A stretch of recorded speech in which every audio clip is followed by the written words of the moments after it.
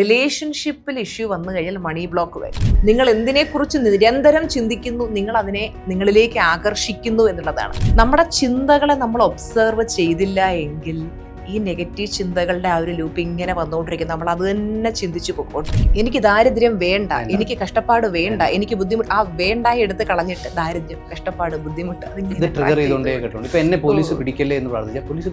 നമുക്ക് എപ്പോഴും law of അട്രാക്ഷനിൽ വേണ്ടത് എന്തോ അത് ലഭിച്ചു കഴിഞ്ഞതിന് ഒരു നന്ദിയും കൂടെ ചേർത്ത് കഴിഞ്ഞാൽ അത് കൂടുതൽ എഫക്റ്റീവ് ആയിരിക്കും. മിക്കവാറും പേരും അനുഭവിക്കുന്ന പ്രശ്നം ഭാര്യ ഭർത്താക്കന്മാർ തമ്മിലുള്ള റിലേഷൻ മാത്രമാണോ അതോ മറ്റു റിലേഷനിലും തേർഡ് പാർട്ടി റിലേഷൻഷിപ്സ് വരുന്നുണ്ട്. അത് ഇന്നത്തെ കാലത്ത് ഒരുപാട് പേരെ എഫക്ട് ചെയ്യുന്ന പ്രോബ്ലമാണ്. ഏറ്റവും അധികം ആൾക്കാർ മാനിഫെസ്റ്റ് ചെയ്യാൻ ആഗ്രഹിക്കുന്നത്. Welcome to ABC talks. നമ്മോടൊപ്പം Suja R Mohan, mind power trainer and business coach. Hello Suja ma'am. നമസ്കാരം. ഈ ഫോട്ടോഗ്രാഫി പഠിപ്പിക്കാൻ പറ്റില്ല, പഠിക്കാം എന്ന് പറയുന്നത് പോലെ മാനിഫെസ്റ്റേഷൻ പഠിപ്പിക്കാൻ പറ്റില്ല, മാനിഫെസ്റ്റേഷൻ പഠിക്കേണ്ടതാണ് എന്ന് പറയാൻ പറ്റുമോ? പഠിപ്പിച്ചു കൊടുക്കാം. അറിഞ്ഞുകൂടാത്ത ഏതൊരു സ്കില്ല് നമുക്ക് ഒരാൾക്ക് പഠിപ്പിച്ചു കൊടുക്കാൻ പറ്റുമല്ലോ. മാനിഫെസ്റ്റേഷൻ എന്ന് പറയുമ്പോൾ മെയിനായിട്ടും നമ്മുടെ മൈൻഡുമായിട്ട് കണക്റ്റഡ് ആണ്. നമ്മുടെ മൈൻഡിൻ്റെ രണ്ട് തലങ്ങളാണല്ലോ, ബോധമനസ്സും ഉപബോധ മനസ്സും. അപ്പോൾ സബ് കോൺഷ്യസ് മൈൻഡിൻ്റെ പവർ എന്താണ് എന്ന് അറിഞ്ഞുകൂടാത്ത ഒരാൾക്ക് ഒരിക്കലും ആ മൈൻഡ് പവർ ഉപയോഗിച്ചുകൊണ്ട് മാനിഫെസ്റ്റ് ചെയ്യാൻ പറ്റില്ലല്ലോ. അപ്പോൾ സബ് കോൺഷ്യസ് മൈൻഡ് എന്താണ്, അതിൻ്റെ പവർ എന്താണ്, അതെങ്ങനെയാണ് യൂസ് ചെയ്യേണ്ടത്, അതിന് വേണ്ടുന്ന ടൂൾസ് ആൻഡ് ടെക്നിക്സ്, ഇതെല്ലാം നമുക്ക് പറഞ്ഞു കൊടുത്ത്, തീർച്ചയായിട്ടും നമുക്ക് പറഞ്ഞു കൊടുത്ത് തന്നെ മനസ്സിലാക്കി കൊടുക്കാൻ പറ്റുന്നൊരു സബ്ജക്റ്റ് തന്നെയാണ്. ഇതിപ്പോൾ ഈ നമ്മൾ മാനിഫെസ്റ്റ് ചെയ്യുമ്പോൾ സ്വാഭാവികമായി നമ്മൾ മാനിഫെസ്റ്റ് ചെയ്യാൻ ഇപ്പോൾ ലോകത്തെ എല്ലാ ജീവികളും ഒരു പക്ഷേ മാനിഫെസ്റ്റ് ചെയ്യുന്ന ജീവികളാണെന്ന് പറയാൻ പറ്റും. അപ്പം നമുക്കിവിടെ കുമരകത്തൊക്കെ ഈ ദേശാടന പക്ഷികൾ വരാറുണ്ട്. അപ്പം ചില സമയങ്ങളിൽ വെള്ളപ്പൊക്കം വരികയോ ഈ ഭൂപ്രദേശത്ത് എന്തെങ്കിലും അപകടങ്ങൾ സംഭവിക്കുകയോ അല്ലെങ്കിൽ മഴ കനത്ത് ഉണ്ടാവുകയോ ഒക്കെ ചെയ്യുന്ന സമയത്ത് ഈ ദേശാടന പക്ഷികൾ വരില്ല എന്ന് കേട്ടിട്ടുണ്ട്. അപ്പം ഞാനിതിനെപ്പറ്റി അന്വേഷിച്ചപ്പം ഒരാൾ പറഞ്ഞൊരു കാര്യം എന്ന് പറഞ്ഞാൽ, ഈ പക്ഷികൾ ഇപ്പോൾ 10,000, 2,000, 5,000, 4,000 കിലോമീറ്റർ ദൂരയിൽ നിന്ന് പറന്നു വരുന്ന പക്ഷികളാണ്. ഇവർ വന്നു ചേരേണ്ട സ്ഥലം അവർക്ക് വന്നു ചേരേണ്ട രീതിയിൽ രൂപപ്പെട്ടിട്ടില്ല എന്നുള്ളത് ഈ ഓൺ ദ വേ തന്നെ അറിയാൻ പറ്റും. ഒരു ഇൻറ്റ്യൂഷൻ കിട്ടും. മനസ്സിലായില്ല? ഇത് തന്നെയല്ലേ നമ്മൾ ആഗ്രഹിക്കുന്നതും എത്തപ്പെടേണ്ടതുമായ സ്ഥലങ്ങളും പ്രവൃത്തികളും ജോലികളും ഒക്കെ നമ്മളുടെ മൈൻഡ് പവറുമായി കണക്ട് ചെയ്ത് നിൽക്കുന്നു എന്ന് പറയും. തീർച്ചയായിട്ടും ഇൻറ്റ്യൂഷൻ പ്രോപ്പറായിട്ട് എല്ലാവർക്കും ലഭിക്കുന്നുണ്ട്. പക്ഷെ പലർക്കും ഇൻറ്റ്യൂഷൻ ഡീകോഡ് ചെയ്ത് എടുക്കാൻ പറ്റുന്നില്ല. അവരുടെ ആ മനസ്സിലെ നെഗറ്റിവിറ്റി കൊണ്ടും ഒരുപാട് അവരുടെ ലൈഫിൽ ഇപ്പോൾ നടക്കുന്ന കുറേ സ്ട്രഗിൾസ്, ഈ പ്രശ്നങ്ങളെ പറ്റിയൊക്കെ ഉള്ള നെഗറ്റീവായിട്ടുള്ള ചിന്തകൾ കൊണ്ട് പലർക്കും ആ ഡീകോഡ് ചെയ്ത് എടുക്കാൻ പറ്റുന്നില്ല. മനസ്സിനെ ഒന്ന് ക്ലിയർ ആക്കി മനസ്സിലുള്ള മാലിന്യങ്ങളൊക്കെ എടുത്തു കളഞ്ഞ് മനസ്സിനെ ഒന്ന് റീപ്രോഗ്രാമിംഗ് ചെയ്ത് എടുത്ത് നമ്മൾ തന്നെ നമ്മളെ പൊല്യൂട്ട് ചെയ്ത് വെച്ചിരിക്കുന്നത് കൊണ്ടാണ് ഇത്തരത്തിലുള്ള കാര്യങ്ങൾ. അപ്പോൾ ആ പൊല്യൂഷൻ നമുക്ക് ഒഴിവാക്കാൻ എന്തൊക്കെ ചെയ്താൽ പറ്റും? നമുക്ക് നമ്മുടെ മനസ്സിനെ ക്ലിയർ, അതായത് മെയിനായിട്ടും ഈ കഴിഞ്ഞുപോയ കാലത്തിൽ പാസ്റ്റിൽ അനുഭവിച്ച വേദനകൾ, വിഷമങ്ങൾ, പ്രയാസങ്ങൾ, ഇത് തന്നെയാണ് മനുഷ്യൻ നിരന്തരം ചിന്തിക്കുന്നത്. ഒരു സാധാരണ മനുഷ്യൻ്റെ ഉള്ളിലൂടെ ഒരു ദിവസം കടന്നു പോകുന്ന 60,000 മുതൽ 80,000 ചിന്തയിലും ഒരു 80% തോട്ട്സും പാസ്റ്റിലെ നെഗറ്റീവ് അല്ലെങ്കിൽ ലൈഫിൽ ഇപ്പം നടക്കുന്ന പ്രശ്നങ്ങളെ പറ്റിയാണ്. അപ്പം നമ്മൾ അതിലേക്ക് വീണ്ടും വീണ്ടും ഫോക്കസ് കൊടുക്കുമ്പോൾ ലോ ഓഫ് അട്രാക്ഷൻ പറയുന്നത് എന്താ, നിങ്ങൾ എന്തിനെക്കുറിച്ച് നിരന്തരം ചിന്തിക്കുന്നു, നിങ്ങൾ അതിനെ നിങ്ങളിലേക്ക് ആകർഷിക്കുന്നു എന്നുള്ളതാണ്. അപ്പോൾ ഇവർ നിരന്തരം പ്രശ്നങ്ങളെക്കുറിച്ച് ചിന്തിക്കുമ്പോൾ കൂടുതൽ കൂടുതൽ പ്രശ്നങ്ങൾ അവരിലേക്ക് അട്രാക്റ്റഡ് ആയിക്കൊണ്ടേയിരിക്കുകയാണ്. അപ്പോൾ അവർ പറയും എൻ്റെ ലൈഫ് മാറുന്നില്ല, ലോ ഓഫ് അട്രാക്ഷൻ ഫെയിൽ. ഇത് ശരിക്കും ഇരുതല മൂർച്ചയുള്ള ഒരു വാള് പോലെയാണ്. പണ്ടൊരു സ്വാമിയുടെ അടുത്ത് നീ എങ്ങനെ ധ്യാനിക്കണമെന്ന് ചോദിച്ചപ്പം സ്വാമി ഇവന്റെ അഹങ്കാരം കൊണ്ട് പറഞ്ഞു കൊടുത്തു, നിങ്ങൾ ധ്യാനിക്കുമ്പോൾ കുരങ്ങിനെ ചിന്തിക്കരുത് എന്ന് പറഞ്ഞ പോലെ നമ്മൾ ഈ നെഗറ്റീവ് ചിന്തിക്കരുത്, അല്ലെങ്കിൽ പോസിറ്റീവ് ചിന്തിക്കണം, അല്ലെങ്കിൽ നെഗറ്റീവിൽ നിന്ന് പുറത്തു വരണമെന്ന് പറയുമ്പം വീണ്ടും നെഗറ്റീവിൻ്റെ ഒരു വലയം കൂടിയല്ലേ നമ്മളിലേക്ക് വന്ന് പ്രാപിക്കുന്നത്. അപ്പം എങ്ങനെ ഇതിന് കൃത്യമായിട്ട് പുറത്തു വരാൻ പറ്റും? അതായത് വീണ്ടും വീണ്ടും ആ നെഗറ്റീവ് നമുക്ക് ബോധത്തിലേക്ക്, അതിനെയാണ് മൈൻഡ്ഫുൾനെസ് എന്ന് പറയുന്നത്, being in the present moment. നമ്മുടെ ഉള്ളിൽ എന്താണ് നടക്കുന്നത് എന്നുള്ളൊരു പൂർണ്ണമായ ബോധ്യം നമുക്കുണ്ടെങ്കിൽ നെഗറ്റീവായ ചിന്തകൾ വരില്ല. ഇപ്പോൾ 1ാം ക്ലാസ്സിൽ ടീച്ചർ പഠിപ്പിച്ചുകൊണ്ടിരിക്കുകയാണ്. അപ്പോൾ ടീച്ചർ പഠിപ്പിക്കുന്നുണ്ട്, കുട്ടികൾ ഇങ്ങനെ ശ്രദ്ധിച്ച് കേട്ടുകൊണ്ടിരിക്കുകയാണ്. ടീച്ചർ ഇങ്ങനെ ഓരോന്ന് മലയാളം ടീച്ചറാണ്, പിള്ളേർ പത ഇങ്ങനെ പറഞ്ഞു കൊടുക്കുന്നു, പിള്ളേരത് ഏറ്റു പറയുന്നു. ടീച്ചർ പറയാം, മക്കളെ ഒരു സെക്കൻഡ് അടങ്ങിയിരിക്കുകയാണ്, ഞാൻ സ്റ്റാഫ് റൂമിൽ പോയി ഒരു ചോക്ക് എടുത്തിട്ട് ഇതായ വരുന്നു. ടീച്ചർ ക്ലാസ്സിൽ നിന്ന് പുറത്തേക്ക് ഇറങ്ങേണ്ട താമസം പിള്ളേർ ക്ലാസ്സിൽ കിടന്ന് ബഹളം തുടങ്ങും, കുതിരയെടുപ്പ് തുടങ്ങും, ക്ലാസ്സിൽ കിടന്ന് ഓടുക, ഡെസ്കിന്റെ മേളിൽ ചാടി കയറുക, അടിപിടി കൂടുക. ടീച്ചർ തിരിച്ചിങ്ങനെ വരുന്ന ആ ജനലിന്റെ അവിടെ വരുമ്പോൾ ഞാനെന്ന് പറഞ്ഞില്ലേ രാമനാരായണ എന്നുള്ള രീതിയിൽ ഇവർ എക്സ്ട്രാ ഡീസന്റ് ആയിരിക്കും. ഇതുപോലെയാണ് നമ്മുടെ ചിന്തകൾ. നമ്മുടെ ചിന്തകളെ നമ്മൾ ഒബ്സർവ് ചെയ്തില്ല എങ്കിൽ ഈ നെഗറ്റീവ് ചിന്തകളുടെ ആ ഒരു ലൂപ്പ് ഇങ്ങനെ വന്നുകൊണ്ടിരിക്കും. നമ്മൾ അത് തന്നെ ചിന്തിച്ചു പോയിക്കൊണ്ടിരിക്കും. പക്ഷേ നമ്മൾ ബോധത്തിലേക്ക് എത്തണം. അവിടെയാണ് മൈൻഡ്ഫുൾനെസ്. നമ്മൾ ഓരോ ചെയ്യുന്ന പ്രവൃത്തിയിലും മൈൻഡ്ഫുൾ ആയിരിക്കുക. നമ്മൾ എന്താണ് ചിന്തിക്കുന്നത് എന്നുള്ളൊരു ബോധത്തിലേക്ക് എത്തുക. നമ്മൾ എപ്പോഴും ചിന്തകളിൽ നമുക്കൊരു ശ്രദ്ധയുണ്ടെങ്കിൽ ആവശ്യമില്ലാത്ത വരില്ല. എപ്പോഴെങ്കിലും വരുവാണെങ്കിൽ അപ്പം തന്നെ നമ്മൾ അതിനെ മാറ്റി പോസിറ്റീവിലേക്ക് കൊടുത്തു കഴിഞ്ഞാൽ നമുക്ക് എപ്പോഴും സന്തോഷമായിരിക്കാൻ പറ്റും. 24/7 ഹാപ്പിനെസ് പോസിബിൾ ആണ് എന്ന് പറയുന്നതുകൊണ്ട്. അപ്പോൾ നമ്മുടെ ഈ നമ്മളുടെ ചിന്തകളെ നിരീക്ഷിച്ചാൽ ചിന്തകൾ അപ്രത്യക്ഷമാവും എന്ന് കേട്ടിട്ടുണ്ട്. അത് തന്നെയാണ് ഇതിന്റെ ഒരു തീർച്ചയായിട്ടും കൊച്ചുകുട്ടികളെ പോലെയാണ് നമ്മുടെ ചിന്തകൾ. അതായത് നമ്മൾ അതിനെ ഒന്ന് ബോധപൂർവ്വം നിരീക്ഷിച്ചു കഴിഞ്ഞാൽ ഈ പിള്ളേർ ടീച്ചർ നിൽക്കുമ്പോൾ ഡീസെന്റ് ആയിരിക്കുകയും ടീച്ചർ ഇല്ലാത്ത സമയത്ത് കുരുത്തക്കേട് കാണിക്കുന്ന പോലെ നമ്മൾ ഒന്ന് നിരീക്ഷിച്ചു കഴിഞ്ഞാൽ ഇവർ നമ്മുടെ കൺട്രോളിൽ നിൽക്കും. പലപ്പോഴും നമുക്ക് ആ ഒരു ബോധത്തിലല്ല മനുഷ്യൻ ജീവിച്ചുകൊണ്ടിരിക്കുന്നത്. നേരത്തെ പറഞ്ഞ പോലെ ആ ഒരു മൈൻഡ്ഫുൾനെസ് ഈ നിമിഷത്തിലല്ല.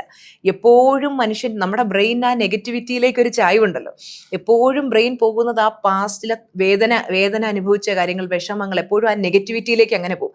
അപ്പോൾ കഴിഞ്ഞുപോയ കാര്യങ്ങൾ അല്ലെ ഇപ്പൊ സംഭവിക്കുന്ന നെഗറ്റീവ് കാര്യങ്ങൾ നിരന്തരം ഈ ഒരു തോട്ട് ലൂപ്പിലാണ്. അപ്പൊ ആ ലൂപ്പിനെ ബ്രേക്ക് ചെയ്യുക എന്നുള്ളതാണ് നമ്മൾ ചെയ്യുന്നത്. ലൂപ്പിനെ ബ്രേക്ക് ചെയ്യാനുള്ള ആദ്യ പടി ചിന്തകളെ അവെയർ ആവുക, ബി അവെയർ. അതായത് ചിന്തകളെ ഒബ്സർവ് ചെയ്യുക. തീർച്ചയായിട്ടും ചിന്തകളെ ഒബ്സർവ് ചെയ്യുമ്പോൾ തന്നെ ഒരു 90% ചിന്തകൾ അപ്രത്യക്ഷമാകും, നെഗറ്റീവ് വരാതെയാകും. പിന്നെ എപ്പോഴെങ്കിലും ഒക്കെ വന്നു കഴിഞ്ഞാൽ ബോധപൂർവ്വം നമ്മൾ അതിനെ മാറ്റിയെടുക്കും. വീണ്ടും ഈ 10% അതിഭീകര വില്ലന്മാരായ ചിന്തകളുണ്ട്. അതിനെ നമുക്ക് വരുമ്പോൾ അതിനെ മാറ്റിയിട്ട് ഇപ്പൊ എന്താ നെഗറ്റീവ് ആണോ വരുന്നത്, ഇപ്പൊ എന്നെ കൊണ്ടൊന്നും കഴിയില്ല എന്നൊരു നെഗറ്റീവ് ചിന്തയാണെങ്കിൽ എനിക്ക് എല്ലാം ചെയ്യാൻ പറ്റും, ഞാൻ വിജയിക്കും, എനിക്ക് ഏറ്റവും നല്ലൊരു ഫ്യൂച്ചർ ഉള്ളത്, അതിനെ ആ നെഗറ്റീവ് തോട്ടിനേക്കാൾ കൂടുതൽ പോസിറ്റീവ് കൊടുത്ത് നല്ല എംപവറിംഗ് തോട്ട്സ് കൊടുത്ത് വരുമ്പോഴത്തേക്ക് നമുക്ക് ആ ഒരു പോസിറ്റീവിലേക്ക് എത്താൻ പറ്റും. ഓക്കെ. GK ഞാൻ കുറച്ച് മുമ്പ് പറഞ്ഞില്ലേ, 2 ഫ്രണ്ട്സിനെ കണ്ടിട്ട് വരുവാണ്, അപ്പം സുജ മാമിന് ഇഷ്ടമാണെന്ന് പറഞ്ഞില്ലേ, അതിലൊരു ഫ്രണ്ട് ചോദിക്കാൻ പറഞ്ഞൊരു കാര്യമാണ്, മെഡിറ്റേഷൻ ചെയ്യാനിരിക്കുന്ന സമയത്ത് അപ്പോൾ ഞാൻ ഒരു സക്സസ്ഫുൾ വുമൺ ആകുന്നു, ഒരു പോഡിയത്തിൽ നിൽക്കുന്നു എന്നാണ് അവള് സങ്കല്പിക്കുന്നത്. പക്ഷെ അവള് സങ്കല്പിക്കുമ്പോൾ സാരി, അവളുടെ ഫിഗർ എല്ലാം അവള് തന്നെയാണ്, കയ്യിലുള്ള മറുക് വരെ അവളാണ് എന്ന് വെച്ചോളൂ. പക്ഷെ ഫേസ് അവളുടെ ശത്രുവിന്റെ. അതോ കാരണം മെഡിറ്റേഷൻ ചെയ്യില്ല, പേടി, അങ്ങനെ ഇപ്പൊ അവള് സൂചിക്കണ്ട. അങ്ങനെ വരുന്നതെന്ന് ചോദിക്കും. അതായത് മേ ബി എനിക്ക് ആ നേരത്തെ സാറ് പറഞ്ഞ പോലെ എനിക്ക് മങ്കിയെ കാണണ്ടെന്നുള്ള ചിന്ത കൊണ്ട് മേ ബി ആ കുട്ടിയുടെ മനസ്സ്, നമ്മൾ എന്ത് ചിന്തിക്കണ്ട എന്ന് കരുതും, മനസ്സ് അത് കയറി വരും. അടുത്ത കാലത്തൊന്നും ഒരു പക്ഷെ അവൾ അയാളെ കണ്ടിരിക്കാം.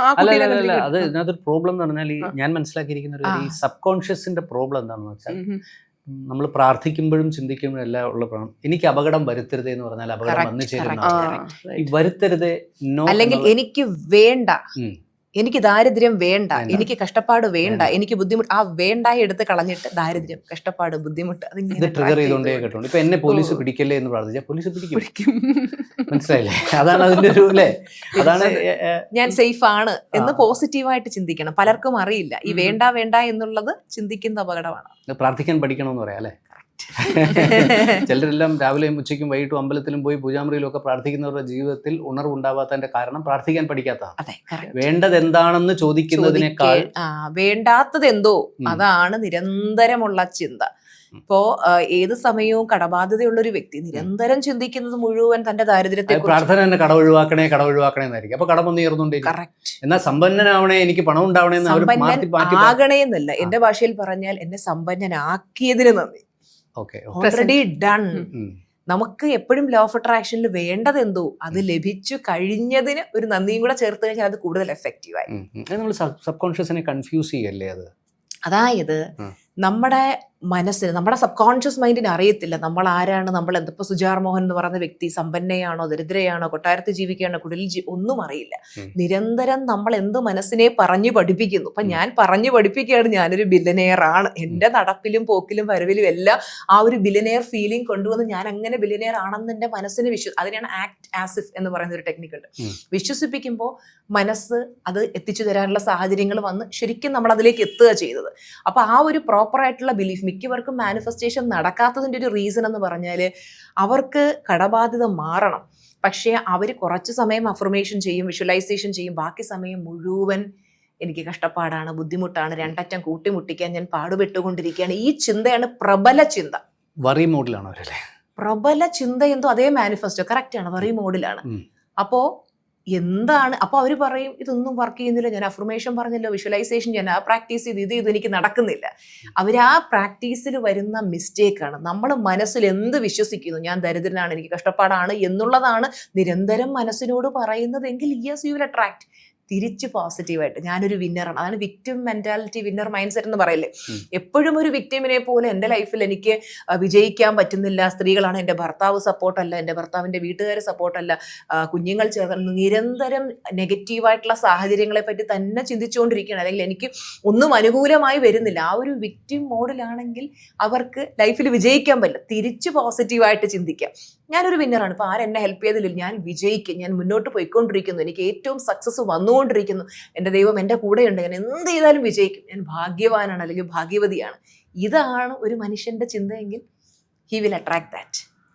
അറിയാതെ അവിടേക്ക് എത്തും. അപ്പോൾ ഈ മാനിഫെസ്റ്റേഷനിൽ നിന്ന് നമ്മൾ ലോ ഓഫ് അട്രാക്ഷനിലേക്ക്, അതെ, അടുത്ത സ്റ്റെപ്പ് ലോ ഓഫ് അട്രാക്ഷനിലേക്ക് അല്ലേ? നമ്മൾ കേട്ടിട്ടുണ്ട്, ഇപ്പം എൻ്റെ ഭാര്യ ഗർഭിണിയായിരിക്കുമ്പോൾ ലോകത്ത് മുഴുവൻ ഗർഭിണികളെ ഞാൻ കാണും. ഏറ്റവും വലിയ ഒരു കോൺഷ്യസ് ആയ സാധനമാണല്ലോ. എൻ്റെ വീട്ടിൽ മതിൽ കെട്ടുമ്പോൾ ലോകത്ത് മുഴുവൻ വിവിധ ഡിസൈനിലുള്ള മതിലുകൾ ഞാൻ കാണും. വീട് വെക്കാൻ തീരുമാനിച്ചാൽ അന്ന് മുതൽ പിന്നെ നമ്മൾ ശ്രദ്ധിച്ചു തുടങ്ങും, കൺസ്ട്രക്ഷനും വീടുകളുടെ ഡിസൈനും കാണും. റെഡ് കാർ തിയറി പോലെ. സ്വാഭാവികമായി എനിക്കൊരാഗ്രഹം ഉണ്ടാവുന്നു. ഞാൻ മുൻപ് എനിക്ക് തോന്നുന്നു, ഞാനൊരു വീഡിയോ കണ്ടപ്പം ഒരാളിരുന്ന് എഴുതിക്കൊണ്ടിരിക്കുന്നു. അപ്പം അയാളുടെ മകൻ തൊട്ട് അടുത്തിരിക്കുന്ന പെട്ടി തുറക്കുന്നു. പെട്ടി തുറക്കുമ്പം അതിൽ നിന്നൊരു വീടിന്റെ പടം പുറത്തു. ആ പടം കണ്ടതും ഇയാള്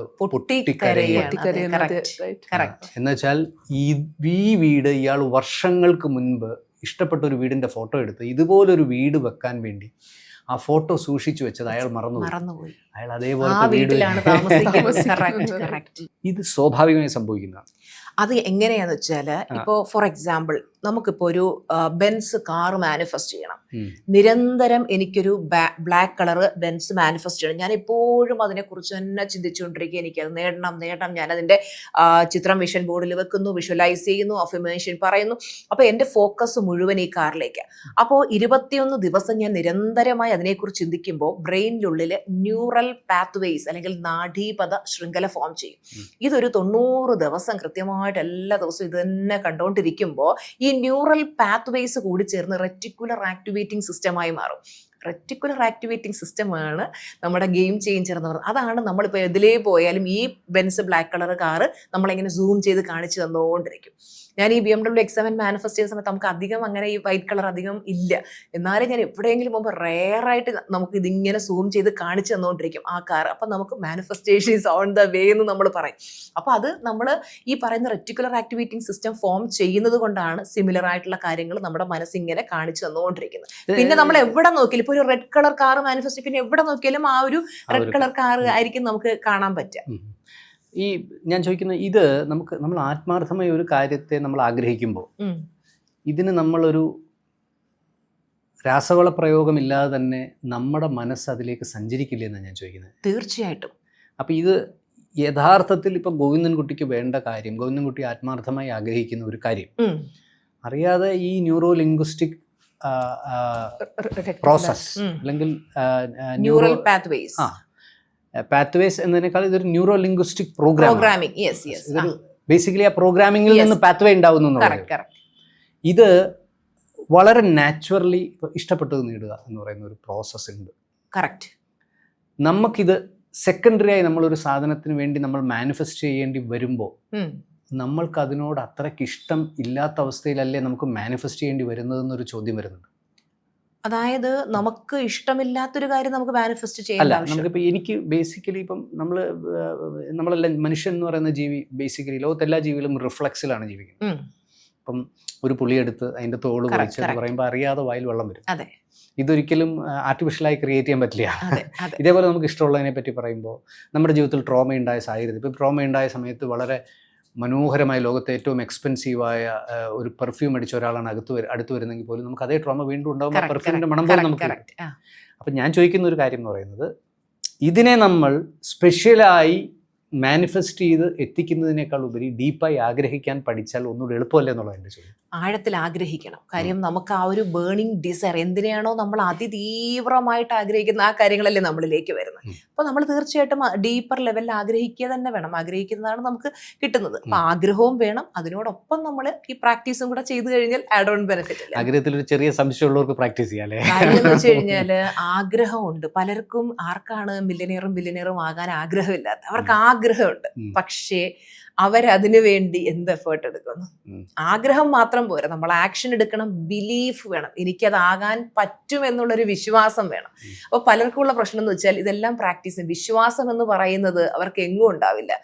ഇതൊക്കെ പ്രാക്ടീസ് ചെയ്യുമ്പോഴും മനസ്സിന്റെ ഉള്ളിൽ സബ് കോൺഷ്യസ്ലി നടക്കുമോ, ഇതൊക്കെ എപ്പം നടക്കാനാ, ഈ ലോ ഓഫ് അട്രാക്ഷൻ ഒക്കെ ഉള്ളതാണ്, ഇതൊക്കെ കുറെ ആൾക്കാർ ഫേക്കായിട്ട് ചുമ്മാ പറഞ്ഞു. ഈ ഡൗട്ട് ജീവിത എക്സ്പീരിയൻസ് ഒരു പക്ഷേ അവരുടെ വിശ്വാസം നഷ്ടപ്പെടുത്തിയിട്ടുണ്ടാവും. ഓക്കെ, എനിക്കതായിരുന്നു എന്റെ ഒരു സംശയം എന്ന് പറയുന്നത്, ഡീപ്പായിട്ട് ആഗ്രഹിച്ചാൽ പോരെ, നമുക്ക് ഇഷ്ടമുള്ളത് നമ്മൾ അത്രയ്ക്ക് ആഗ്രഹിക്കുന്നത് സ്വാഭാവികമായി നമ്മൾ അട്രാക്ട് ചെയ്യപ്പെടും എന്നുള്ള സ്ഥലത്ത് നിന്ന് ആഗ്രഹിക്കണം. ആഗ്രഹത്തോടൊപ്പം നമ്മളിപ്പോൾ ഒരു കാര്യം, ഇപ്പൊ എനിക്ക് എന്താ പറയാ, ഒരു IAS ഓഫീസർ ആകണം, നമുക്ക് ആഗ്രഹമുണ്ട്, ആക്ഷൻ എടുത്തില്ലെങ്കിലോ? അല്ല, ആക്ഷൻ ഞാൻ പറഞ്ഞ ഡീപ്പായി ആഗ്രഹം ഉണ്ടെങ്കിൽ സ്വാഭാവികമായിട്ട് ആക്ഷൻ എടുക്കുമല്ലോ.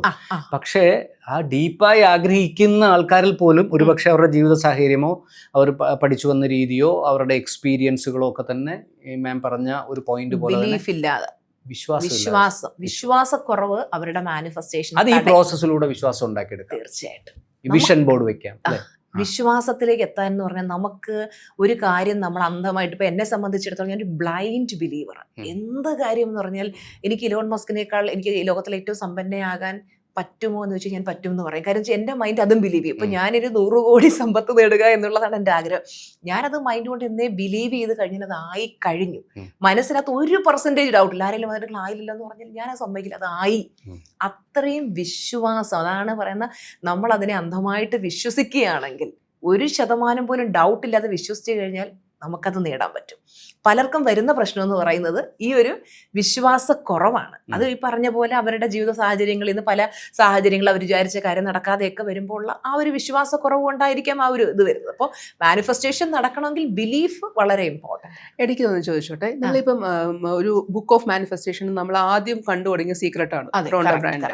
അപ്പൊ അതിനകത്ത് പറയുന്നത്, ഞാൻ മനസ്സിലാക്കിയതിന്റെ കുഴപ്പമാണെന്ന് അറിയില്ല, അതിൽ നമ്മൾ ചോദിക്കുക, വിശ്വസിക്കുക, അത് കിട്ടും, അത് ലെറ്റ് ഗോ, പിന്നെ അതിനെ പിടിച്ചുകൊണ്ടിരിക്കരുത്. നമ്മൾ ഇടയ്ക്കിടയ്ക്ക് കുഴി തോണ്ടി ഒരു വിത്ത് ഇട്ട് കഴിഞ്ഞാൽ അത് വിത്ത് മുളച്ചോ മുട്ട ഇതായോ ഒന്നും നോക്കില്ലല്ലോ എന്ന് പറയുന്നെന്നും പറഞ്ഞു. പക്ഷെ എന്നാൽ അത് കണ്ടിന്യൂസ് ആയിട്ട് 90 days ചിന്തിക്കണം എന്നാണ് കുറച്ചു മുമ്പ് പറഞ്ഞത്. അതെന്താണ് ആ ഡിഫറൻസ്? അതായത് ഇപ്പോ നേരത്തെ പറഞ്ഞ പോലെ ഒരു വിശ്വാസമില്ലാത്തൊരു വ്യക്തി, അപ്പൊ ആ വ്യക്തിയെ സംബന്ധിച്ചിടത്തോളം ഇപ്പൊ ഒരു PSC എഴുതി ഒരു ജോലി വാങ്ങാൻ ആഗ്രഹിക്കുന്ന ഒരു കുട്ടി പഠിക്കുന്നുണ്ട്, വിഷ്വലൈസേഷൻ ചെയ്യുന്നുണ്ട്, അഫർമേഷൻ ചെയ്യുന്നുണ്ട്, ബാക്ക് ഓഫ് ദ മൈൻഡ് മൊത്തം ടെൻഷനാണ്. അപ്പോൾ അവർക്ക് നമ്മൾ പറഞ്ഞു കൊടുക്കുന്നതാണ്, നിങ്ങൾ ആസ്ക്, ബിലീവ് ആൻഡ് റിസീവ്. നിങ്ങൾ ആ പോളിസി പിന്തുടരുക, എന്നിട്ട് നിങ്ങൾ ആഗ്രഹിക്കുക, അതിനുള്ള പ്രാക്ടീസ് ചെയ്യുക. നിങ്ങൾക്ക് ടെൻഷൻ ഉണ്ടെങ്കിൽ നിങ്ങൾ ലെറ്റ് ഗോ ചെയ്തേരെ, നിങ്ങളുടെ ഫോക്കസ് വേറെ എന്തെങ്കിലും കാര്യത്തിലോട്ട് കൊടുക്കും, ഓട്ടോമാറ്റിക്കലി ഇവിടെ സംഭവിക്കും. അപ്പോൾ കല്യാണം നടക്കാത്തൊരു പെൺകുട്ടി, എൻ്റെ കല്യാണം നടക്കുന്നില്ല, ഏത് സമയവും ഈ നെഗറ്റീവ് ചിന്തിച്ച് ടെൻഷൻ അടിച്ചുകൊണ്ടിരിക്കുക. അപ്പം ഞാൻ പറഞ്ഞു, നിങ്ങൾ അത് വിട്ടിട്ട് മണി മാനിഫെസ്റ്റേഷനിലേക്ക് ഫോക്കസ് കൊടുക്കുക, അത് ലെറ്റ് ഗോ ചെയ്യും. അവിടെയാണ് വിട്ടുകളയുക എന്നുള്ളത്. സംശയം ഉണ്ടെങ്കിൽ നിങ്ങൾ അതിലധികം പിടിച്ചു നിൽക്കട്ടെ. അതിൽ നമുക്കൊരു സംശയം ഇല്ല എന്നുണ്ടെങ്കിൽ അത് ചിന്തിക്കുന്നതിൽ എന്താ തെറ്റ്? എത്രത്തോളം നമ്മൾ ചിന്തിക്കുന്നു, എത്രത്തോളം ആഴത്തിൽ നമ്മളത് വിശ്വസിക്കുന്നു, അത്രയും സ്പീഡിൽ നമുക്ക് നടക്കും. ഇപ്പം സ്വാഭാവികം ആൾക്കാർക്കെല്ലാം, നിങ്ങളൊരു മാനിഫെസ്റ്റേഷൻ കോച്ചാണ്, ഒരു സക്സസ്ഫുൾ കോച്ചാണ്, ഒരുപാട് ആൾക്കാർ നിങ്ങളെ വിശ്വസിക്കുന്നുണ്ട്. ഏറ്റവും അധികം ആൾക്കാർ മാനിഫെസ്റ്റ് ചെയ്യാൻ ആഗ്രഹിക്കുന്നത് എന്താണ്? മണിയാണ്. എല്ലാവർക്കും മണിയാണ് കാര്യം. ഒരുപാട് പേര് ഈ പറഞ്ഞ ഫിനാൻഷ്യൽ ഇഷ്യൂസിലൂടെ, കടബാധ്യതയിലൂടെ കടന്നു പോകുന്നവരുണ്ട്. എല്ലാവരും ഞാൻ പറയില്ല, കുറേയധികം പേര്. അപ്പൊ അവർക്ക് ഈ അവസ്ഥയെ മറികടന്ന് പുറത്തേക്ക് വരണം. അതിന് ഞാൻ എന്താണ് ചെയ്യേണ്ടത്? അതാണ് നിരന്തരം. അപ്പോൾ നമ്മൾ പറയില്ലേ, പാവപ്പെട്ടവൻ നിരന്തരം അവന്റെ ബുദ്ധിമുട്ടിനെ കുറിച്ചും കഷ്ടപ്പാടിനെ കുറിച്ചും ദാരിദ്ര്യത്തെക്കുറിച്ച് ചിന്തിക്കുമ്പോൾ അവൻ അത് തന്നെ അട്രാക്ട് ചെയ്തുകൊണ്ടിരിക്കുകയാണ്. സമ്പന്നൻ എപ്പോഴും, ഇപ്പോൾ ഒരു ബിസിനസ് ചെയ്യുന്ന ഒരു സമ്പന്നൻ, അദ്ദേഹം എപ്പോഴും അടുത്ത ബിസിനസ് എങ്ങനെ സ്റ്റാർട്ട് ചെയ്യാം, പിന്നെ അതിനെക്കാട്ടിലും ഇൻകം എങ്ങനെ ഏൺ ചെയ്യും, നിരന്തരം അദ്ദേഹം അതിലേക്ക് ഫോക്കസ് കൊടുക്കുമ്പോൾ അതിനുള്ള വഴികൾ അദ്ദേഹത്തിന് തെളിഞ്ഞു വരികയാണ്. അപ്പൊ നമ്മൾ ഈ thought process correct. First of all wealth നമ്മുടെ മൈൻഡിലാണ് ക്രിയേറ്റ് ചെയ്യേണ്ടത്. പലർക്കും അതറിയില്ല. അവർ ബാഹ്യലോകത്ത് ചേഞ്ച് വരാനായിട്ട് പല കാര്യങ്ങളിലും കിടന്ന് ഹാർഡ് വർക്ക് ചെയ്യും, പക്ഷെ അവർക്ക് റിസൾട്ട് കിട്ടില്ല. അവരുടെ മനസ്സിനകത്ത് ദാരിദ്ര്യമാണെങ്കിൽ ദാരിദ്ര്യമേ അട്രാക്ട് ചെയ്യും. മനസ്സിനകത്ത് നമ്മൾ വെൽത്ത് ക്രിയേറ്റ് ചെയ്യുക. അതിസമ്പന്നനാണ് എന്ന് വിശ്വസിക്കുക. പക്ഷെ കുറച്ച് ഡിഫിക്കൽട്ടാണ്. കയ്യിൽ 5 പൈസ ഇല്ലാതിരിക്കുമ്പോൾ ഞാൻ അതിസമ്പന്നനാണ് എന്ന് ചിന്തിക്കുക എന്ന് പറഞ്ഞാൽ ഇമ്പോസിബിൾ ആണ്. പക്ഷെ ഞാൻ എൻ്റെ ലൈഫിൽ ചെയ്ത അതാണ്. കയ്യിൽ പൈസ ഇല്ല, അക്കൗണ്ട് ബാലൻസ് 0 ആയിരിക്കുമ്പോഴും മനസ്സ് മുഴുവൻ അതിസമ്പന്നതയിലേക്ക് എത്തി ലക്ഷറിയിൽ ജീവിക്കുന്നു. അപ്പോൾ ഇന്നത്തെ ഈ ഒരു ലൈഫ് ഞാൻ എന്നേ മനസ്സിൽ കണ്ട് ഞാൻ അങ്ങനെ മാനിഫെസ്റ്റ് ചെയ്തെടുത്തതാണ്. അപ്പോൾ കുറേ ബുദ്ധിമുട്ടാണ്, പക്ഷെ നമ്മൾ ഒന്ന് മനസ്സ് വെച്ച് കഴിഞ്ഞാൽ ഏതൊരു വ്യക്തിക്കും അതിനാണല്ലോ നമ്മൾ അഫർമേഷൻസ് ഒക്കെ പറയുന്നത്. അല്ലാതെ നമ്മൾ പലരും പറയും അങ്ങനെ ചിന്തിച്ചു കൊണ്ടിരുന്നാൽ മാത്രം നടക്കും. അതിന് നിരന്തരം അഫേം ചെയ്യുക, അത് തന്നെ വിഷ്വലൈസേഷൻ ചെയ്യുക, അതായി കഴിഞ്ഞതായിട്ട് വിശ്വസിക്കുക, അങ്ങനെയുള്ള കാര്യങ്ങളും കൂടെ നമ്മൾ ചെയ്യണം. ഈ പണം കഴിഞ്ഞാൽ പിന്നെ ആൾക്കാർക്ക് ഏറ്റവും റിലേഷൻഷിപ്പ് മിക്കവാറും പേരും അനുഭവിക്കുന്ന പ്രശ്നം ഭർത്താക്കന്മാർ തമ്മിലുള്ള ഭർത്താക്കന്മാർ തമ്മിലുള്ള റിലേഷൻ മാത്രമാണോ അതോ മറ്റു റിലേഷനിലും തേർഡ് പാർട്ടി റിലേഷൻഷിപ്സ് വരുന്നുണ്ട്. അത് ഇന്നത്തെ കാലത്ത് ഒരുപാട് പേരെ എഫക്ട് ചെയ്യുന്ന പ്രോബ്ലമാണ്. അപ്പോൾ അതുപോലെ തന്നെ ഇപ്പോൾ ടീനേജേഴ്സ് ആയിട്ടുള്ള മക്കളുണ്ടെങ്കിൽ അവരുമായിട്ട് ചേർന്ന് പോകാൻ പറ്റാത്ത സ്വരച്ചേർച്ചയില്ലായ്മ വരുന്നൊരവസ്ഥ. പിന്നെ മദറിൻലോ, ഭർത്താവിൻ്റെ വീട്ടിലാണെങ്കിൽ മദറിൻലോ ആയിട്ടുള്ള ഇഷ്യൂസ്, ഭർത്താവിൻ്റെ വീട്ടുകാരുമായിട്ട് കൊളീഗ്സുമായിട്ടുള്ള ഇഷ്യൂസ്, ഇതെല്ലാം റിലേഷൻഷിപ്പ് ഉണ്ടോ ആ റിലേഷൻഷിപ്പിലൊക്കെ പ്രോബ്ലം വരുന്നുണ്ട്. പലരും ഫൊർഗീവ് ചെയ്യാനായിട്ട് തയ്യാറല്ല, ക്ഷമിച്ചു കൊടുക്കാൻ തയ്യാറല്ല. അപ്പം നമ്മൾ ആ ഫൊർഗീവ്നെസിന്റെ ഇമ്പോർട്ടൻസും കാര്യങ്ങളൊക്കെ പറഞ്ഞു കൊടുത്തത് ക്ഷമിച്ചു കഴിയുമ്പോഴത്തേക്ക് ആ ഒരു റിലേഷൻഷിപ്പ്, അതാണ് ക്ലാസ്സുകളിൽ ഞാൻ പഠിപ്പിച്ചു കൊടുക്കുന്നത്, എങ്ങനെ ഭംഗിയായിട്ട്. Forgiveness is the noblest revenge എന്നാണ് ഇംഗ്ലീഷുകാർ പറയുന്നത്. ഫൊർഗീവ്നെസ് ആണ് ഇതിന്റെ റിലേഷൻഷിപ്പിൽ അല്ലെ നമുക്കൊരു, കാരണം നമ്മളൊന്ന് താഴ്ന്നു കൊടുക്കാൻ 2 കൈയും കൂട്ടിയടിച്ചെങ്കിലല്ലേ ശബ്ദം ഉണ്ടാവുള്ളൂ. ഒരു കൈ ഇങ്ങനെ ആക്കി കഴിഞ്ഞാൽ നമുക്ക് ശബ്ദം ഉണ്ടാവില്ല എന്ന് പറയുന്ന പോലെ ഭാര്യയും ഭർത്താവ് ഒന്ന് പറയുന്നു, ഭാര്യ തിരിച്ചു 10 പറയുന്നു. ഈ ഫൊർഗീവ്നെസ്സിന് വലിയ മനസ്സ് വേണമല്ലോ, ചെറിയ മനസ്സുകൊണ്ട് നടക്കത്തില്ല. വലിയ മനസ്സുള്ളവർക്ക് മാത്രമേ പറ്റൂ. കാര്യം പലരും വിചാരിക്കും ഞാൻ എന്തിനു താഴ്ന്നു കൊടുക്കണം, അവരല്ലേ തെറ്റ്. ഞാൻ പലരോട് ക്ഷമിക്കാൻ പറയുമ്പോൾ പറയും അവരിത്രയും തെറ്റ് ചെയ്തതും പോരെ ഞാനിനി ക്ഷമിക്കണം, വൈ മീ. അവരുടെ ഈഗോ വർക്കൗട്ട് ചെയ്യും. അപ്പൊ തിരിച്ച്, അതായത് ഇപ്പൊ സാറ് പറഞ്ഞ പോലെ തന്നെ വലിയൊരു മനസ്സ് വേണം. ഞാൻ ക്ഷമിക്കാൻ തയ്യാറാണ്, ഞാൻ താഴ്ന്നു കൊടുക്കാൻ തയ്യാറാണ്. കാര്യം അങ്ങനെ ഈ റിലേഷൻഷിപ്പും മണിയും ഇന്റർ കണക്റ്റഡാണ്. റിലേഷൻഷിപ്പിൽ ഇഷ്യൂ വന്നു കഴിഞ്ഞാൽ മണി ബ്ലോക്ക് വരും. മിക്കവാറും പേർക്കും ഈ മണി ഇഷ്യൂ വരുന്നത് ഈ റിലേഷൻഷിപ്പ് ഹീലാക്കാത്തത് കൊണ്ട്. റിലേഷൻഷിപ്പ് കഴിഞ്ഞ് പിന്നെ വരുന്ന മെയിനായിട്ട് ഹെൽത്ത് ഇഷ്യൂസ് പലതരത്തിലുള്ള കാര്യം. നിരന്തരം അവർ ആ ഹെൽത്ത് ഇഷ്യൂവിനെ പറ്റി ചിന്തിച്ചുകൊണ്ടേയിരിക്കുക. എനിക്ക് ഷുഗർ ഇത്രയാണ്, എനിക്ക് കൊളസ്ട്രോൾ, ആരെ കണ്ടാലും ഇതിനെപ്പറ്റി ചർച്ച ചെയ്യുന്നത്. എനിക്ക് മുട്ടുവേദനയാണ്, എനിക്ക് നടുവേദന, നിനക്ക് എങ്ങനെയുണ്ട്, ഞാൻ ഹോസ്പിറ്റലിൽ. എപ്പോഴും ഇവരുടെ നിരന്തര ചിന്ത ഈ ഹെൽത്ത് ഇഷ്യൂസിനെ പറ്റി തന്നെ ചിന്തിച്ചുകൊണ്ടിരിക്കുക. അപ്പൊ അതിനെ കൂടുതൽ അവരിലേക്ക് ആകർഷിക്കണം, അവർ പോലും അറിയാതെ. തിരിച്ചു ഞാൻ പെർഫെക്റ്റ്ലി ഹെൽത്തിയാണ്. ഇവിടെ ഒരു വലിയൊരു അപകടമുണ്ട് ഈ ഹെൽത്തിനെ സംബന്ധിച്ച്. ഇപ്പം ഒരാൾക്ക് ഒരു പ്രത്യേക സാഹചര്യത്തിൽ ഷുഗർ ഷൂട്ടപ്പ് ചെയ്തു, പ്രഷർ ഷൂട്ടപ്പ് ചെയ്തു, അല്ലെ കൊളസ്ട്രോൾ ഷൂട്ടപ്പ് ചെയ്തു. അവിടെ മുതൽ ഇവരുടെ ഉള്ളിലേക്ക് ഈ മാനിഫെസ്റ്റേഷൻ്റെ ഒരു നെഗറ്റീവ് മാനിഫെസ്റ്റേഷൻ നമ്മുടെ മെഡിക്കൽ സയൻസും ഡോക്ടേഴ്സും പ്ലഗ് ചെയ്യുന്നുണ്ടോ എന്ന് സംശയമുണ്ട്. ഒരു തവണ ഷുഗർ ഷൂട്ടപ്പ് ചെയ്താൽ പ്രത്യേക സാഹചര്യമായിരിക്കും, പനി വന്നു, പിന്നെ വളരെ സ്ട്രോങ് ആണ് കമാൻഡ്, സൂക്ഷിക്കണം, നിങ്ങൾ ഷുഗർ പേഷ്യൻ്റ് ആണ്. അത് മാത്രമല്ല സാറേ, മറ്റൊരു കാര്യം പറയും, ജീവിതകാലം മുഴുവൻ മെഡിസിൻ എടുത്തേ പറ്റൂ. ഇവരുടെ മനസ്സിനകത്ത് അതങ്ങ് ഇംപ്രിന്റ് ചെയ്ത് കൊടുക്കും. ഇതിന്റെ ഞാൻ പറഞ്ഞ ഇത്തരം ഒരു ഡോക്ടർ പറയുമ്പോൾ ഇത് ഭയങ്കരമായിട്ട് കേൾക്കുകയും ചെയ്യും. 2 കൊളസ്ട്രോളൊക്കെ ചിലപ്പോൾ 4-5 ആഴ്ച കൊണ്ട് മാറ്റാൻ പറ്റുന്ന ആൾക്കാരാണ് 60%, ചിലപ്പോൾ ഒരു 40% ആൾക്കാരിൽ പ്രശ്നം ഉണ്ടാവാം. പക്ഷേ ഇതേപോലെ തന്നെ അവരെ ജീവിതകാലം മുഴുവൻ രോഗിയാക്കി തീർക്കുന്ന ഒരു പ്ലാൻഡ് മാനിഫെസ്റ്റേഷൻ ഇവിടുത്തെ മെഡിക്കൽ സയൻസിലൊക്കെ നടക്കുന്നുണ്ടോ എന്ന് ഞാൻ സംശയിക്കുന്നില്ല. അത് ഒരു പക്ഷേ ഇത് ചെയ്യുന്നവർ തന്നെ ഇത് അറിയുന്നുണ്ടോ എന്ന് തന്നെ സംശയിക്കേണ്ടിയിരിക്കും. അതെ, ഈ ലൈഫ് ലോങ് മെഡിസിൻ കഴിക്കണം എന്ന് പറയുന്നത് മനസ്സുകൊണ്ട് ഞാൻ മെഡിക്കൽ സയൻസ് തെറ്റാണെന്നൊന്നുമല്ല പറയുന്നത്. പക്ഷെ അങ്ങനെ അത് നമ്മൾ പറയുമ്പോൾ മനസ്സുകൊണ്ട് എടുക്കാതിരിക്കില്ല. എനിക്കത് ഹീൽ ചെയ്യാൻ പറ്റും. എൻ്റെ ബ്ലഡ് ഷുഗർ ലെവൽ നോർമലാണ്, അല്ലെങ്കിൽ എൻ്റെ BP നോർമലാണ്, എൻ്റെ കൊളസ്ട്രോൾ ലെവൽ നോർമലാണ് എന്ന് നിരന്തരം നമ്മൾ അഫർമേഷൻ പറയുമ്പോൾ തീർച്ചയായിട്ടും നമുക്ക് അത് നോർമൽ സ്റ്റേജിലേക്ക് അല്ല നമുക്ക് പറഞ്ഞു തരുന്നെങ്കിൽ, നമുക്ക് പറഞ്ഞു തന്നിരിക്കുന്നത് നീ ഷുഗർ പേഷ്യന്റ് ആണ്, നീ കൊളസ്ട്രോൾ പേഷ്യന്റ് ആണ്, നിനക്ക് പ്രഷർ ഉണ്ട്. അത് ഡോക്ടേഴ്സിന്റെ ആ ഒരു അപ്രോച്ച് മാറ്റുക. ഡോക്ടേഴ്സ് അടുത്ത് കേട്ട് കഴിഞ്ഞാൽ പിന്നുള്ള ഗുണമെന്ന് പറഞ്ഞാൽ ആരാണോ അവരുടെ ചുറ്റും നിൽക്കുന്നവരല്ല, ഇത് സ്നേഹത്തിന്റെ പ്രതീകമായി കൊടുത്തോണ്ടേ. അതെ, എപ്പോഴും മധുരം കഴിക്കുമ്പോ നിനക്ക് ഷുഗർ ആണ്, നീ കഴിക്കാൻ പാടില്ല. പ്രേക്ഷകരോട് ഇത്തരത്തിലുള്ള അഫർമേഷൻസിനെ മനസ്സിൽ നിന്ന് എടുത്തു കളയാനുള്ള ടെക്നിക്ക് കൂടെ പറഞ്ഞു കൊടുക്കണം. അപ്പോൾ നിരന്തരം എന്താ പറയുക, ആരെങ്കിലും ഈ പറയുന്ന ഷുഗറോ പ്രഷറോ കൊളസ്ട്രോളോ ഒക്കെ ഉണ്ടെങ്കിൽ നിരന്തരം എൻ്റെ ബ്ലഡ് ഷുഗർ ലെവൽ നോർമലായതിന് നന്ദി, എൻ്റെ പിന്നെ കൊളസ്ട്രോൾ ലെവൽ നോർമലായതിന് നന്ദി, എൻ്റെ ഇനി നടുവേദനയുള്ളവരാണെങ്കിൽ എൻ്റെ സ്പൈൻ പരിപൂർണ്ണ ആരോഗ്യമുള്ളതായിരിക്കുന്നതിന് നന്ദി. ഇതാണ് നിരന്തരം ഒരു ഗ്രാറ്റിറ്റ്യൂഡ് അഫർമേഷൻ എന്ന് പറയും, ഒരു മന്ത്രം പോലെ. ഇത് ജപിച്ചു നോക്കൂ. നിരന്തരം പറയുമ്പോൾ അത് തന്നെ മാനിഫെസ്റ്റ് ആവും. ഡോക്ടർ പറയുമ്പോൾ പൂർണ്ണമായും അത് മനസ്സിലേക്ക് എടുക്കാതിരിക്കുക. ഇപ്പോൾ എന്നെ സംബന്ധിച്ചിടത്തോളം ഡോക്ടേഴ്സ് പറഞ്ഞത് നിങ്ങളുടെ ഈ നെർവ് കംപ്രഷൻ എന്ന് പറയുന്ന അവസ്ഥ, ഞാൻ കുറച്ച് വർഷങ്ങൾക്ക് മുമ്പ് കംപ്ലീറ്റ് ബെഡ് റിഡൻ സ്റ്റേജിലായിരുന്ന ഒരു വ്യക്തി. അപ്പോൾ എന്നോട് ഡോക്ടേഴ്സ് പറഞ്ഞതെന്ന് വെച്ച് കഴിഞ്ഞാൽ ഈ ഒരു അവസ്ഥ നിങ്ങൾക്ക് നിങ്ങളുടെ പെയിൻ മാറി കിട്ടും, പക്ഷേ ഒരിക്കലും നിങ്ങൾക്ക് നിങ്ങളുടെ അസുഖം ഹീലാകാൻ പോകുന്നില്ല എന്ന് പറഞ്ഞു.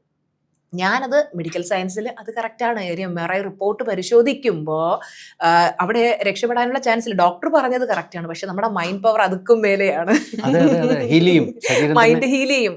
അതെ അതെ, മൈൻഡ് ഹീലിംഗ്. നമ്മുടെ മൈൻഡിന് അപാരമായിട്ടുള്ള ശക്തിയുണ്ട്. അപ്പോൾ നമ്മുടെ മനസ്സിലേക്ക് നമ്മൾ കൊടുക്കുന്ന നിർദ്ദേശം, ഇപ്പൊ എൻ്റെ അടുത്ത് ഡോക്ടർ അങ്ങനെ പറഞ്ഞപ്പോൾ എത്രയും പെട്ടെന്ന് സർജറി ചെയ്യും, നിങ്ങൾ സർജറി ചെയ്യാതെ നിങ്ങൾക്ക് ഇത് ഹീലാക്കാൻ പറ്റില്ല. അപ്പൊ ഞാൻ പറഞ്ഞു ആ ഒരു സർജറിയിലേക്ക് ഞാൻ എന്തായിരുന്നു രോഗാവസ്ഥ? എനിക്ക് നെർവ് കംപ്രഷൻ എന്ന് പറഞ്ഞൊരു അവസ്ഥയാണ്. എൻ്റെ നട്ടല് വളഞ്ഞ് അരിവാള് പോലെ ഈ ഒരു ഷേപ്പിലേക്ക് ആയിട്ട് ഇതിനിടയിൽ ഈ നെർവ് കുടുങ്ങുമ്പോൾ അനുഭവിക്കേണ്ടി വരുന്ന ഭയങ്കര അസഹനീയമായ വേദന, അത് അനുഭവിച്ചിട്ടുള്ളവർക്ക് അതിലും വലിയൊരു വേദന ഉണ്ടോ എന്ന് ചോദിച്ചാൽ എനിക്കറിയില്ല, അത്ര പെയിൻഫുൾ ആണ്.